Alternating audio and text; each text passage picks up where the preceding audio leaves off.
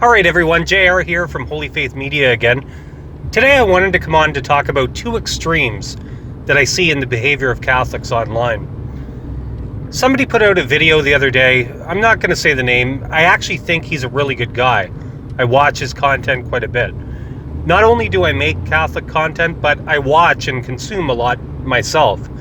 So I have a pretty good understanding, in my opinion, of what's going on out there in the minds of many Catholics, at least the ones on the internet.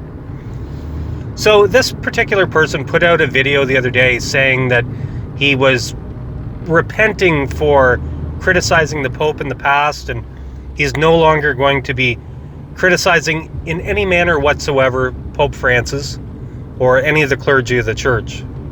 And he has his particular reasons for doing so.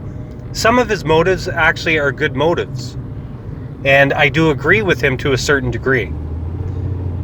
But this is part of the reaction that some people take, because what happens is they see the criticism of Pope Francis or any of the other clergy in the church, and they look at it from an outsider's perspective and think, okay, well, this makes the church look bad, and therefore we can't show anything bad to the outside world. The Catholic Church needs to look perfect to the people that are on the outside, and if we air any of our dirty laundry, people won't convert to the church. It's my opinion that that is not true. In my personal experience, when I was becoming a Catholic, it was precisely because of that reason, because I saw that the church is not a perfect society. It's perfect in the sense that our Lord Jesus Christ, who founded the church, is perfect. He's sinless.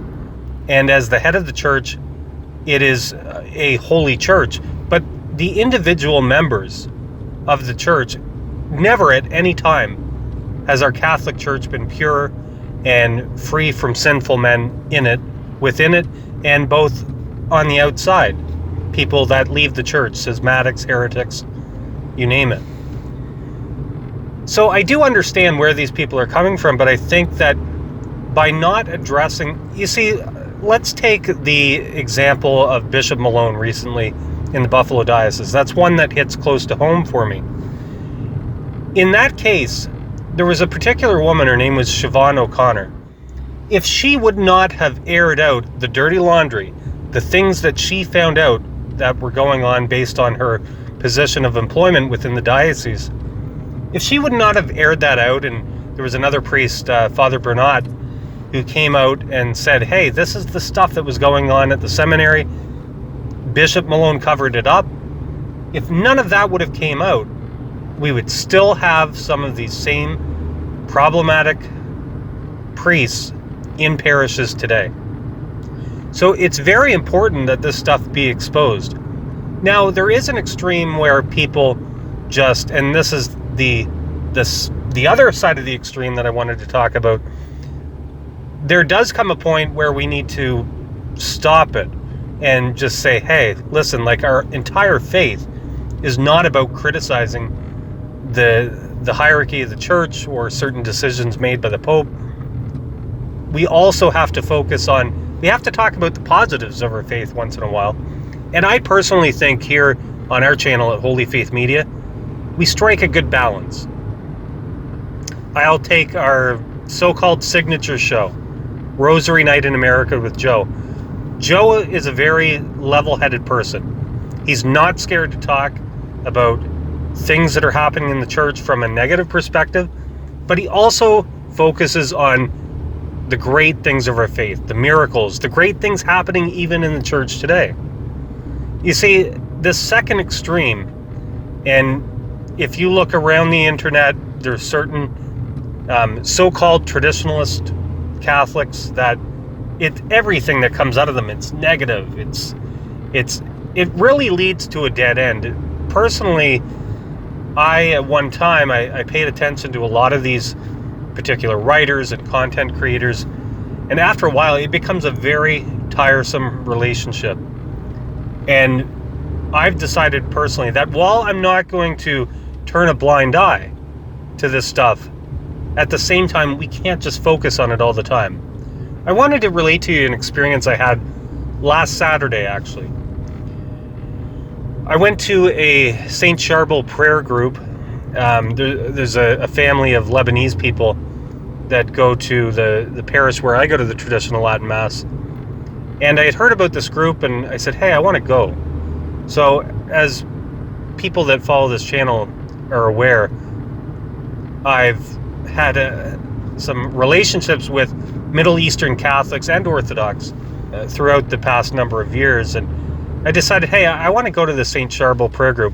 The first reason being is because St. Charbel is known as a very powerful intercessor. I'm just starting to really learn more and more about him as of recent. But anyway, so I wanted to go to the prayer group, check it out, and one of the things that I noticed is that Lebanese or Maronite Catholics, which is what these family are, actually I think they're a mix of, one of them is Chaldean and he married a Maronite woman.